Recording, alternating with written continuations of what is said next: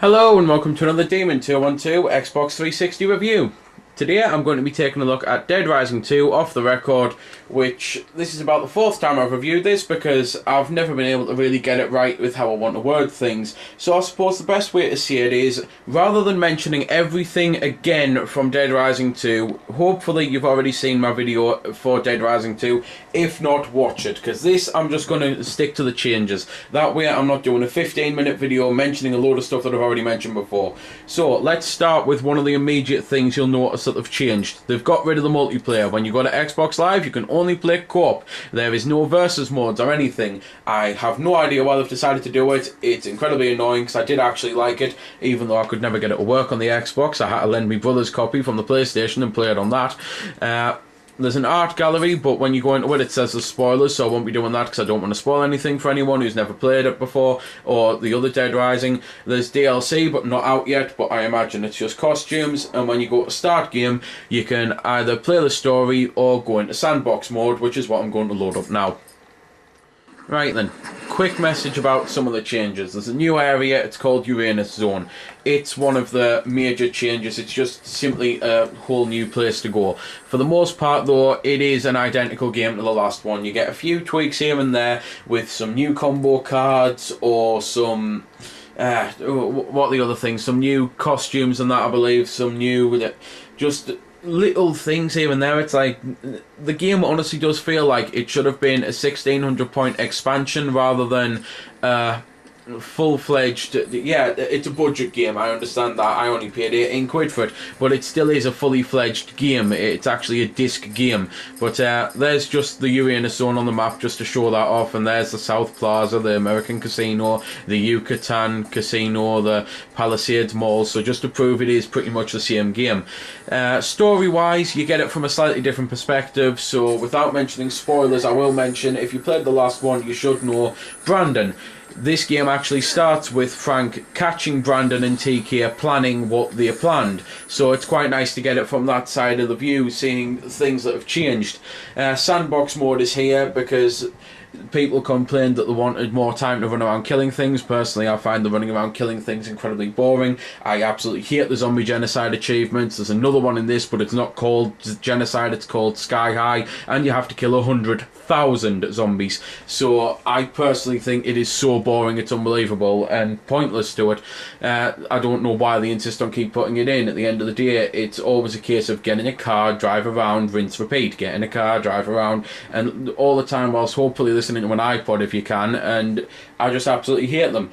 But sandbox mode does actually have these, which are challenges, and they're what change it up a bit, because you'd think what would be the point in just running around killing zombies? Well, there's not much point, as I've just said, but instead you get challenges, and some of them you have to have met requirements to be able to do them. Some of them you just simply can go straight into them and it's kill a number of zombies and that, and try and get gold medals for it, and by getting the gold medals you will unlock some stuff. There's a costume in this one, I'll mention it, and if you don't want to know spoilers, just skip about 20 seconds ahead. I'll give you a second or two. 1, 2, 3. Right, the costume is Proto Man, which feels quite lazy considering it was originally Mega Man for Frank West, because Proto Man's just simply Mega Man but red. So we had Arthur with the last game, and we don't get anything from a new series. It would have been nice to have a Strider or Hagar and bring back the double lariat move from the last game. It would have been nice to have, I don't know, Strider or a Street Fighter character or something like that, but we don't. We have what we have. You get no real rewards for having played all the other games. You get the Chuck Green costume for having played the second game and beaten it, and that's about it. You don't get anything for having owned Case Zero, Case West, or the original Dead Rising. It feels a little cheap and a bit like a two fingers to the fans, but then again the whole game's a bit of a two fingers to the fans, because at the end of the day, now what the hell's going to happen with the Dead Rising story? Where does the story continue on from? This game, the second game, Case West? Are we going to get 2 Dead Rising 3s? Is this going to be the way it is from now on in? Are we going to get like 2 Dead Risings to go with the 4 Street Fighters, to go with the yearly COD update, the yearly FIFA update?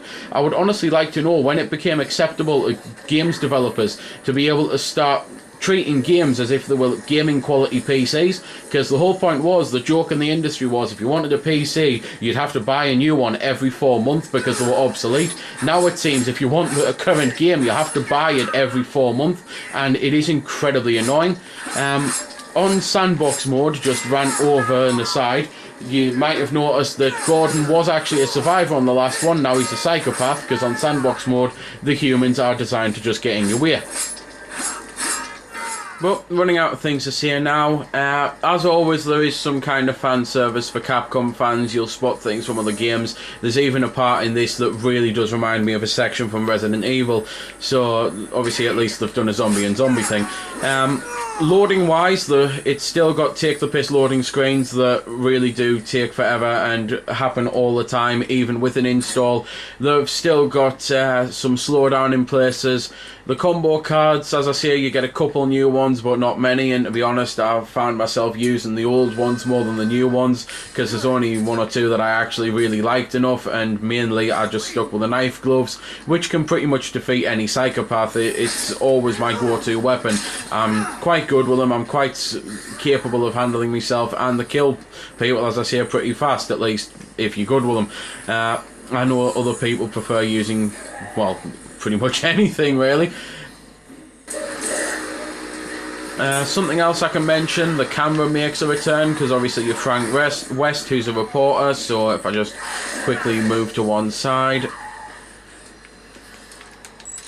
So there we go, just took a picture. Achievement wise, the game's got some funny ones, which is good. There's things like, well, there's one for killing 12,345 zombies, and I'm not going to say what it is, but you can probably guess if you're a big Mel Brooks fan. But as I say, there's not really much difference, there's not much to see. I've mentioned everything there is to mention in the first Dead Rising 2. What I can say is, if you were a huge fan of Dead Rising, and I know I've already said this before, at least I think I have, remember at the start when I said I've done it 4 times, it's all starting to meld together now, unfortunately. If you were a huge fan of Dead Rising 2 and absolutely loved everything about it and wanted more, this is definitely something to go for. If you were a bit sick by the end, don't bother. If you've never liked it, there's not enough change to make you now like it. It's just something that, despite this being something really that's pissed off a large majority of Dead Rising fans, it's kind of been made for Dead Rising fans. So I suppose if you can find it cheap, give it a go, even if you were incredibly angry at them announcing it. So that's all I can say then, without wobbling on and without repeating myself 700 times. So there we go then. That's been the review. I hope you found it helpful. I don't score the games because that's based purely on opinion, so instead I'll leave you to make your own mind up. So thanks for watching, and if you've got any questions about the game that I didn't answer in the vid or that hasn't been answered in the comments, then feel free to ask and I'll help if I can.